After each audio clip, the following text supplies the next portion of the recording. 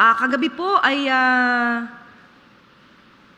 siguro bago mag-alas 10 ng gabi ay nakausap po tayo ng Pangulo. Kasama po natin si Secretary Dave Gomez at ipinaalam sa atin kung pinaka-update sa pagkakahuli dito kay dating Congressman Zaldico.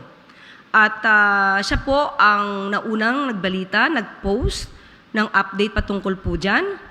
At of course, ang mararamdaman ng Pangulo bilang siya po ang naging nanguna sa pagpapaimbestiga ng mga anomalya sa flood control projects. Although wala pa pong inaakusahan ng Pangulo, walang inaakusahan ang gobyerno kung sino ang guilty or not guilty. Pero kung kayo ay nababanggit na maaari may kinalaman, nararapat lamang po na imbestigahan. So ngayon po na may kaso, dahil ang pagkakaiba naman po kay Zaldico, meron na po siyang kaso at ang kanyang passport po ay canceled. So lumalabas na siya ay fugitive. So ang isang fugitive dapat lamang pong mahuli at sa pangunan ng Pangulo na nalaman niya na isang fugitive ay maaari nang maibalik sa Pilipinas, maganda pong balita yan. Was he happy considering that Zaldico is one of the big fish sa flood control anomaly na naaresto na siya? Definitely.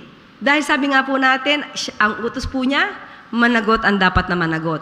Kung isang tao po ay may warrant of arrest, fugitive, cancel ang passport, sino po ang hindi matutuwa na ang isang taong fugitive ay maibabalik sa Pilipinas para managot? Just a quick follow-up on the same topic. How prepared is the President considering that before Zaldico's arrest, Zaldico is dragging the President's name into the flood control anomaly saying na siya yung mastermind.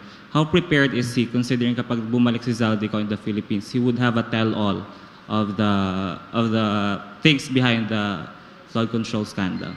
Ang dapat na tanong dyan ay kung handa ba si Zaldico na magsabi ng katotohanan.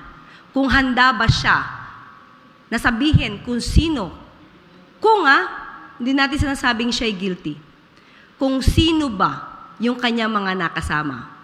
Ang Pangulo, ulitin po natin, ang siyang nagsimulang magpa-imbestiga ng maanomalyang flood control projects. Siya ang nangunang magpa-imbestiga ng di umanong korupsyon. Ang Pangulo ay handang makinig sa lahat na maaaring sabihin ng mga taong involved at dapat na managot sa batas.